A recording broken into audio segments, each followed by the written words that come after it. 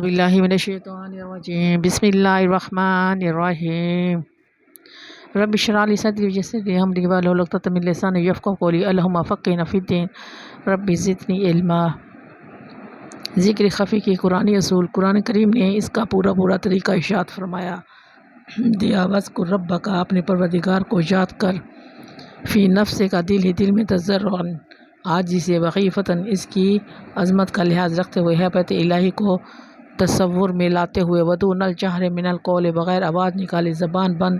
ہو، خاموشی ہو، متوجہ اللہ ہو، اپنی بے مائگی کا احساس ہو، اس کی جلالت اور عظمت کا احساس ہو، بالغدو والآصال، رات دن صبح شام ہمہ وقت، ولا تکن من الغافلین، کوئی لمحہ ایسا نہ آئے کہ جس میں تو اللہ کا ذکر نہ کر رہا ہو۔ کبھی غافل نہ ہونا۔ زبان سے جو ذکر کیا جاتا ہے وہ بھی ذکر الہی ہے، لیکن زبان ہم وقت ذکر نہیں کر سکتی، اسے اور بھی بہت سے کام ہیں، بہت سی باتیں کرنا ہوتی ہیں۔ عملاً جو کام شریعت کے مطابق کیا جاتا ہے وہ عملی ذکر ہے، لیکن شاید پہلی بات تو یہ ہے کہ ہم سارے کام شریعت کے مطابق نہیں کرتے، ہم سے بہت سی نافرمانیاں ہو جاتی ہیں۔ دوسری بات یہ ہے کہ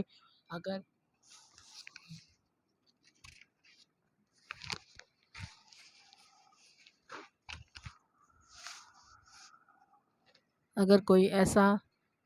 فرشتہ صفت انسان ہو جو ہر قدم شریعت کے مطابق اٹھائے، جو ہر بات شریعت کے مطابق کرے، ہر کام شریعت کے مطابق کرے، تو جب وہ سو جائے گا تو کام تو ختم ہو جائیں گے، پھر تو ذکر چھوٹ گیا، غفلت آ گئی، زبان خاموش ہو جائے گی، سو جائے گا تو غفلت آ گئی۔ لیکن جب دل ذاکر ہو جاتا ہے تو بندہ سو جائے وہ دھڑک رہا ہے، بندہ کام کر رہا ہے وہ دھڑک رہا ہے، بندہ بے ہوش ہو گیا وہ دھڑک رہا ہے۔ اگر اس نے دھڑکنا بند کر دیا تو زندگی کی شمع بند ہو جائے گی، جب تک سانس کی ڈوری چل رہی ہے وہ دھڑک رہا ہے۔ اب اگر اس کو اللہ پہ لگا دیا جائے تو وہ اللہ پہ لگ جائے، تو پھر اس سے بڑی بات کیا ہے؟ کسی شخص کے پاس کسی اور کو ذکر قلبی اور لطائف بھی نصیب ہو جائیں تو میں سمجھتا ہوں کہ وہ بہت بڑا ہی بے وقوف ہے کہ اس سے بڑی کسی کی کرامت کا مطالبہ کرے، یہ بجائے خود اتنی بڑی کرامت ہے کہ کسی کے پاس بیٹھ کر آپ کے ہر سیل کو ذکر الہی نصیب ہو جائے، آپ کے ہر سیل کو ذکر الہی نصیب ہو جائے، اور ایک لمحے میں 1000 کھرب دفعہ اللہ بدن سے نکلے، وہ تو چلتا پھرتا ایک اللہ کے نام کا روشن ستارہ بن جاتا ہے۔ دنیا دار عمل ہے، یہاں عمل کرنا پڑتا ہے، اور اللہ کے رسول صلی اللہ علیہ وآلہ وسلم پر اعتماد کر کے یہاں ہم جتنا عمل کرتے ہیں اس میں قبولیت کی ایک ہی شرط ہے، اس کے اعتماد علی الرسول ہو۔ ہم قرآن پڑھتے ہیں، ہمیں نبی کریم صلی اللہ علیہ وآلہ وسلم پر اعتماد ہے کہ یہی قرآن ہے جو اللہ نے نازل فرمایا، ہمیں صحابہ کرام رضی اللہ تعالیٰ عنہ پر اعتماد ہے کہ انہوں نے پوری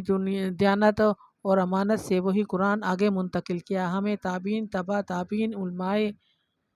امت اور آج تک جس طرح ہمیں وراثتاً قرآن حکیم نصیب ہوا، ان سب لوگوں پر اعتماد ہے۔ کسی کی وجہ سے محمد رسول اللہ صلی اللہ علیہ وآلہ وسلم کی وجہ سے کہ انہوں نے آپ صلی اللہ علیہ وآلہ وسلم کا بتایا ہوا قرآن ہم تک پہنچایا، یا اس میں جو احکام ہیں ان کی تشریح حضور صلی اللہ علیہ وآلہ وسلم کی حدیث پاک میں ملتی ہے۔ آپ صلی اللہ علیہ وآلہ وسلم کی حدیث کو قرآن نے والحکمت فرمایا ہے، وَيُعَلِّمُهُمُ الْكِتَابَ وَالْحِکْمَةَ، سورۃ ال عمران کی آیت نمبر 164، ان کو کتاب کی تعلیم فرماتے ہیں اور دانائی کیا ہے؟ قرآن کریم کی وہ تفسیر جو محمد رسول اللہ صلی اللہ علیہ وآلہ وسلم نے ارشاد فرمائی، وہ دانائی ہے۔ عرب بہت بڑے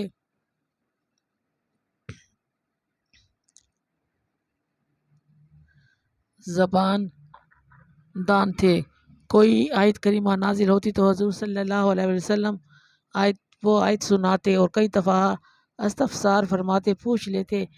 کہ سمجھ آ گئی اس آیت کا کیا مطلب ہے؟ تو صحابہ رضی اللہ تعالیٰ عنہ عرض کرتے تھے اللہ و رسولہ عالم، ہم اپنے علم یا اپنی عرب دانی یا اپنی زبان دانی یا اگر گرامر یا صرف وہ نحوس سے اس کا ترجمہ نہیں سمجھ سکتے تھے۔ اللہ جانتا ہے اس کا مطلب کیا ہے اور اللہ کا رسول جانتا ہے۔ آپ صلی اللہ علیہ وآلہ وسلم ارشاد فرمائیں گے تو ہمیں سمجھ آئے گی۔ صحابہ کرام رضی اللہ تعالیٰ عنہ نے وہ مفہوم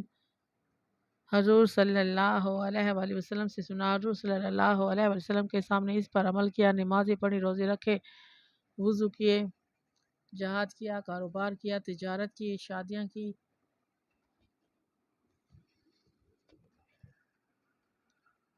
میتوں کے جنازے پڑھے، میتوں کے جنازے پڑھے، میت دفنائی، زندگی کا ہر کام انہوں نے نبی کریم صلی اللہ علیہ وآلہ وسلم کے سامنے اور اپنے نبی کریم صلی اللہ علیہ وآلہ وسلم نے قبول فرمایا کہ یہ اسلامی زندگی ہے اور یہ قرآن و حدیث کے مطابق تو یہ اعتماد ہے۔ صحابہ رضی اللہ تعالیٰ عنہ پر، تابعین پر، تبع تابعین پر، مقتدمین پر، جن کا احسان ہم نہیں اتار سکتے کہ یہ نعمت نسلاً بعد نسلاً ہم تک پہنچی، اس کے پہنچانے والا ہر بندہ ہماری دعاؤں کا مستحق ہے، شکریہ کا مستحق ہے۔